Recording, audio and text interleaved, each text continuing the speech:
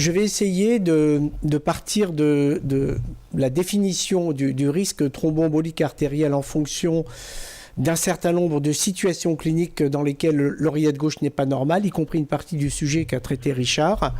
Et je vais voir si à la fin je suis capable de vous proposer une liste de paramètres qu'il faudrait prendre en considération pour décider de l'indication ou non du traitement anticoagulant. Alors je vous rassure, il y a 2 diapos qui sont un peu chargés, puis après ça ira beaucoup plus vite pour tenir mon temps de parole. Donc regardons ce que ça donne en études d'observation ou en études populationnelles. On ne va pas tout détailler. J'ai pris uniquement les études pour lesquelles j'avais un critère de jugement principal en termes de suivi qui était la survenue d'un événement ischémique cérébral. Et j'ai regardé des études de patients adressés pour échographie transthoracique ou pour d'autres situations. Et vous voyez, je ne vais pas détailler à chaque fois, que la taille de l'oreillette gauche est plutôt un bon prédicteur du risque d'événements cérébrovasculaires, avec un certain nombre de discordances, par exemple en fonction parfois du genre. Et vous voyez, quand on regarde d'autres situations, par exemple la maladie coronaire, ou au contraire l'exclusion de la maladie coronaire, ou encore des patients adressés pour hypertension artérielle. Donc vous voyez autant de facteurs de risque cardiovasculaire qui peuvent expliquer un certain degré de remodelage de l'oreillette et donc de risque thromboembolique artériel et donc de risque d'AVC. Vous voyez qu'on retrouve cette notion que l'augmentation de la tête de l'oreillette gauche est un bon prédicteur, augmente d'à peu près 30 à 40% le risque d'accident vasculaire cérébral.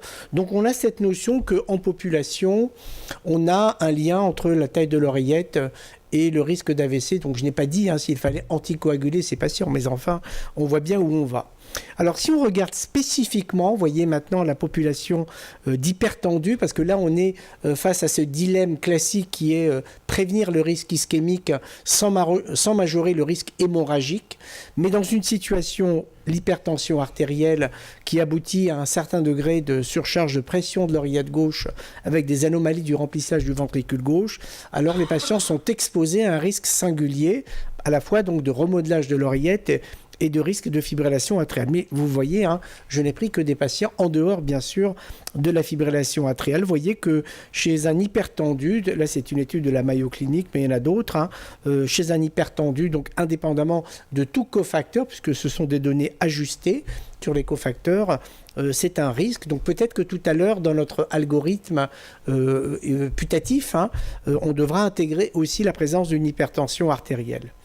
Alors dans des études, mais alors vraiment beaucoup plus banales, qui sont des sujets adressés pour une échographie cardiaque, donc vous voyez toutes indications confondues, donc vous imaginez, là encore c'est les données de la Mayo Clinic, puisque vous le savez là-bas, tous les sujets vivants dans Olmsted County sont volontaires pour avoir des échographies transthoraciques et transœsophagiennes tous les jours quasiment, et donc on peut avoir un suivi prospectif de leurs événements. Et là, vous voyez qu'on retrouve ce que vous a dit Stéphane tout à l'heure. Le volume de l'oreillette gauche est un prédicteur du risque d'événements en population. Là, on s'adresse à des sujets sains et non pas à des patients comme tout à l'heure hypertendus. Mais il y a d'autres facteurs qui interviennent, l'âge, le diabète, la cardiopathie ischémique avérée, la dyslipidémie. Vous trouvez, ce que vous a montré très joliment tout à l'heure Stéphane, l'incrément de risque en fonction de l'expression de la dilatation de l'oreillette gauche, aussi bien donc le diamètre qui est en train de disparaître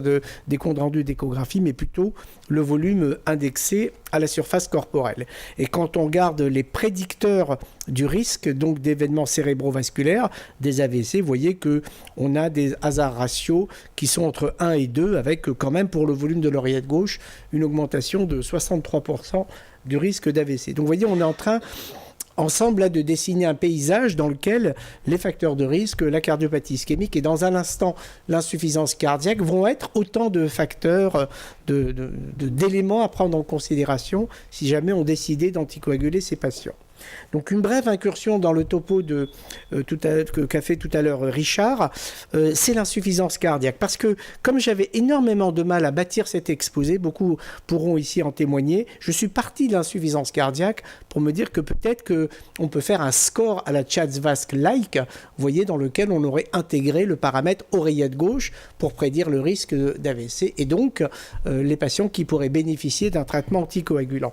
Je ne vais pas revenir sur ce schéma très familier à tout le monde, en particulier ici à Stéphane, mais vous voyez qu'au cœur quand même de la dysfonction mécanique auriculo-ventriculaire que l'on observe dans l'insuffisance cardiaque, si on regarde encore une fois le critère de jugement AVC que je vais décliner dans un instant, vous voyez que cette notion de maintenant presque galvaudé terme cardiomyopathie atriale est médiée par un certain degré de remodelage en termes de volume et donc de dimension, un certain degré de dysfonction. Je vais vous en dire aussi un petit mot avec à peu près les mêmes diapos que Stéphane, mais que je vais vous décrire un petit peu différemment pour mon propos, et un certain degré de fibrose. Et vous voyez que, alors même qu'il n'y a aucun épisode de fibrillation atriale, on peut très bien imaginer que dans l'insuffisance cardiaque, à cause du remodelage auriculaire gauche, il puisse y avoir donc un surrisque. Alors qu'est-ce que donne la littérature? Parce que là, peut-être qu'on pourrait avoir une réponse qui est, on va traiter par anticoagulant les patients insuffisants cardiaques, on va différencier la dysfonction systolique et la fraction d'éjection préservée, et on va regarder ensemble si on peut interférer avec le risque d'événements durs, mais en particulier avec le risque d'AVC. Vous voyez que dans cette revue rapide de la littérature, on voit bien que, alors même que les différentes études que j'ai prises ici, qui ont testé les traitements anticoagulants versus pas grand-chose ou anti-agrégant plaquettaire dans l'insuffisance cardiaque par dysfonction systolique ventriculaire gauche, il n'y a pas de réduction de la mortalité, il n'y a pas de réduction du taux d'hospitalisation. Par contre, il y a d'une part une réduction du risque ischémique cérébral et d'autre part, et ça on s'y attendait, un surrisque hémorragique. Donc vous voyez, on est confronté en permanence à cette balance si difficile à équilibrer où le risque ischémique, certes, doit être réduit, mais pas à n'importe quel prix. Donc, dans l'insuffisance cardiaque par dysfonction systolique, le traitement anticoagulant, en tout cas dans cette étude, cette revue de la littérature peut réduire le risque d'événement. Que dit Commander, donc qui a été rapporté à la fin de l'année dernière. Je vous ai mis un petit tableau là pour vous rappeler le niveau de fraction d'éjection. Je vous rappelle que dans cette étude, chez des patients insuffisants cardiaques avec dysfonction systolique ventriculaire gauche et une maladie coronaire, ont été testés le rivaroxaban versus le placebo avec 2 bras équivalents d'à peu près 2500 patients. Vous voyez que les antécédents d'AVC étaient quand même assez prévalents, 9%. Le niveau de fraction d'éjection était vraiment préservé. Et vous le savez, sur le critère de jugement principal, donc événement dur, pas de différence significative. Par contre, dans les critères de jugement secondaire préspécifiés, vous voyez qu'il y a une réduction du risque d'AVC de 34% avec cette AOD. Et du coup, est-ce qu'on peut avoir le même type d'information dans l'insuffisance cardiaque à fraction d'éjection préservée? Donc j'ai repris ce que vous a montré Richard tout à l'heure. J'ai pris 3 études, mais j'aurais pu en prendre beaucoup plus. J'ai pris iPreserve, Charm, Preserve et Top 4. Vous voyez que la prévalence de la dilatation de l'oreillette gauche, il vous l'a dit, c'est au-delà de 60%, avec un certain degré donc de dysfonction diastolique. Et donc la question qui se pose, c'est est-ce que le risque d'AVC est lié au niveau de fraction d'éjection du ventricule gauche de l'instant où le patient est insuffisant cardiaque. Et donc, vous voyez, je vous ai fait ici un petit tableau. J'avais du mal à trouver une méta-analyse. Je n'en ai pas trouvé. Il y a une méta-analyse de la Cochrane d'il y a 4 ans, mais elle ne présente pas les choses comme ça m'intéressait ce soir. Je vous ai mis le taux d'AVC annuel en fonction du type d'insuffisance cardiaque. Donc, vous reconnaissez l'insuffisance cardiaque à fraction d'éjection préservée en fibrillation atriale ou en rythme sinusal. Vous voyez que le taux d'événement n'est pas très différent. En tout cas, il n'est pas présenté comme de façon différente au plan statistique. Et d'autre part, vous voyez que pour l'insuffisance cardiaque, avec réduction de la fraction d'éjection, qu'il y ait une fibrillation atriale ou non, vous voyez que le taux d'événement n'est pas si différent. Donc vous voyez, là, on touche du doigt quelque chose qui est potentiellement intéressant pour notre réflexion, et ma conclusion dans quelques instants, c'est que le mot insuffisance cardiaque, avec la prise en compte ou non du niveau de fraction d'éjection, il y aurait de quoi en discuter, vous voyez que ça ne permet pas vraiment de caractériser un risque différentiel, même si, bien sûr, on peut regarder à la loupe les choses. C'est ce que je fais sur ces 2 diapositives qui vont clore mon exposé dans quelques instants. Vous voyez, j'ai pris Charm Preserve et iPreserve. Et donc, je suis allé chercher les patients qui étaient donc en rythme sinusal et qui ont présenté un AVC. Donc, vous voyez qu'il y en a à peu près 3% dans ces 2 études, avec le candesartan et avec l'irbesartan. Et vous voyez que 80% des patients n'ont pas fait de fibrillation atriale au moment où ils ont présenté l'AVC. Donc, par définition, à peu près 15% de ces patients ont fait de l'AFA qui a précédé l'événement cérébrovasculaire. D'où la question de, en cas d'insuffisance cardiaque à fonction préservée, est-ce qu'il y a un seuil de la taille de l'oreillette gauche? C'est ce que j'ai essayé de vous mettre là. Ici, c'est une présentation par tercile. Dans l'insuffisance cardiaque à fraction d'éjection préservée, c'est la même étude qui vous présente le taux d'événement en fonction donc du tercile 1, donc la plus basse valeur de l'oreillette gauche, et le tercile 3 qui est la valeur la plus élevée. Vous voyez, taux d'événement qui est 1,6% par an. Et vous voyez qu'en cas de FA, le risque n'est pas très différent.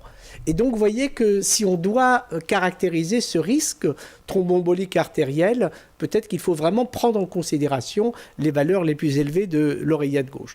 Enfin, un dernier point, si vous avez encore un tout petit instant d'attention pour moi, c'est est-ce qu'il y a, en fonction de la taille de l'oreillette, un risque, donc ça je m'adresse en particulier à nos collègues neurologues, est-ce qu'il y a un risque accru de faire un nouvel AVC en fonction de la taille de l'oreillette gauche chez, bien sûr, des patients en rythme sinusal. Donc, on a cette notion qui est évoquée dans ce travail espagnol qui montrait quand même que le taux d'événement était particulièrement élevé en cas de dilatation de l'oreillette gauche. Et en particulier dans les valeurs les plus élevées de dimension de l'oreillette gauche. Et donc j'ai trouvé cet article-là, mais il y en a certainement bien d'autres que je n'ai pas pu trouver, vous voyez, où il y a un suivi d'un peu moins de 700 patients ayant fait un premier AVC ischémique. Vous reconnaissez ici l'équipe de Marco Di Tullio qui travaille donc à New York. Et vous voyez qu'ils ont caractérisé le risque de récidive d'AVC chez un patient qui avait présenté un AVC en fonction de la taille de l'oreillette gauche. Je vous ai mis les valeurs, ce sont des diamètres. Bien sûr, on peut toujours critiquer.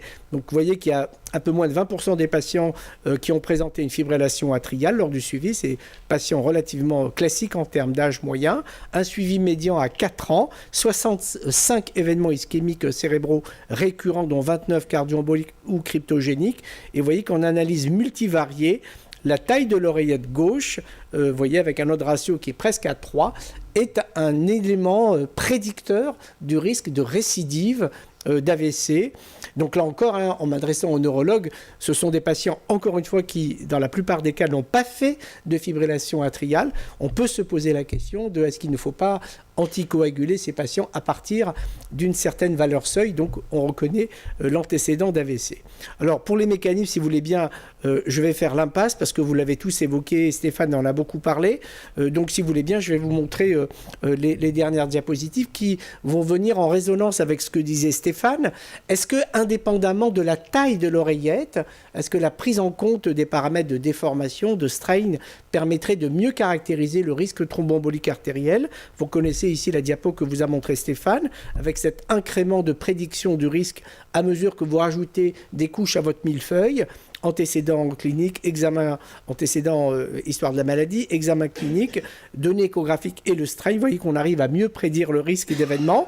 Et ce travail, c'est une diapositive que j'ai empruntée à Laurie, qui vous montre également la façon de caractériser la valeur différentielle ou additionnelle du strain par rapport au volume de l'oreillette gauche. Vous voyez que les patients qui ont les vélocités et le risque de thrombose auriculaire gauche les plus marqués, ce sont les patients qui ont à la fois la dilatation de l'oreillette gauche et un strain de l'oreillette gauche qui est altéré, alors qu'un patient qui a une oreillette gauche dilatée avec un strain normal a des vélocités relativement préservées et pas de thrombus. Donc là, c'est un clin d'œil.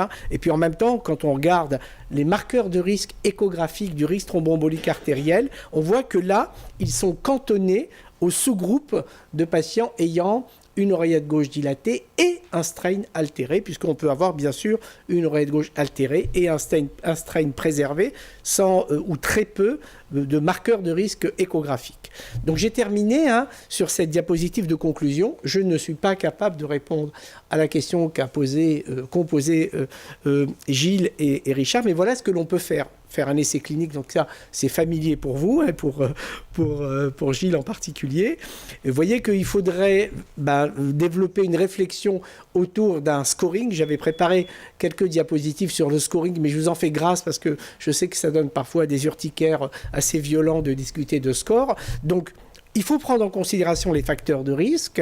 Vous avez vu que la maladie coronaire, je n'étais pas particulièrement inspiré pour vous décrire un risque particulier chez les malades coronariens. Par contre, j'espère vous avoir convaincu que l'insuffisance cardiaque est un vrai problème non résolu par les études négatives qui ont été publiées. Je ne suis pas rentré dans le design de l'étude commandaire, mais vous vous souvenez que la dose de rivaroxaban est une faible dose ou très faible dose. Donc on peut se poser plein de questions mécanistiques sur l'interprétation. La taille de l'oreillette, j'espère que vous partirez avec cette idée que la valeur incrémentielle du volume de l'oreillette gauche est un prédicteur de risque d'AVC, en particulier dans la population insuffisante cardiaque. Donc vous voyez, si on devait mettre un poids à ces facteurs de risque pour décider du traitement anticoagulant, on y arriverait. Et enfin, je pense qu'on ne peut pas s'arrêter à la seule taille de l'oreillette. Il faut avoir des paramètres de déformation. Et peut-être que comme cela, on pourrait approcher le sous-groupe de patients probablement numériquement faibles qui pourraient bénéficier du traitement. Merci beaucoup pour votre attention.